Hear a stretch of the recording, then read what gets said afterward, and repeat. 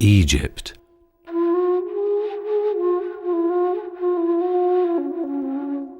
Perhaps no other culture in the history of mankind casts quite the same spell over us, with its ancient myths, its pharaohs and pyramids, mummies, and the riddle of the hieroglyphics.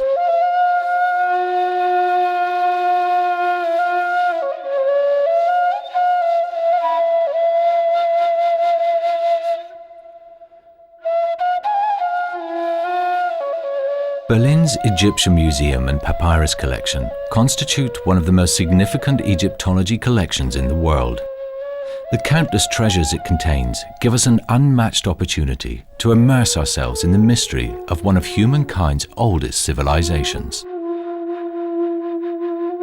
Last but not least, the Egyptian Museum is home to perhaps Berlin's best-known work of art and one of the most beautiful pieces of Egyptian art yet to be unearthed, the bust of Nefertiti.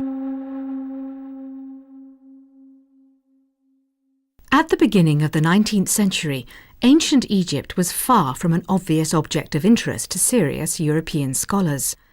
For centuries, Egyptian culture had been dismissed as prehistoric and its art as primitive. It was mostly treasure hunters and adventurers who roamed Egypt. Ironically, the birth of Egyptology as a science owes much to a well-known adventurer. In 1799, Napoleon Bonaparte tried to conquer Egypt. His military campaign failed, yet it had lasting consequences. In its wake, researchers took up the scientific study of ancient Egyptian civilization. All of Europe was fascinated with the new discoveries coming to light, and Berlin was no exception. But as would so often be the case over the course of the museum's history, it wasn't officialdom that realised the vast project, but rather the passion of a single individual.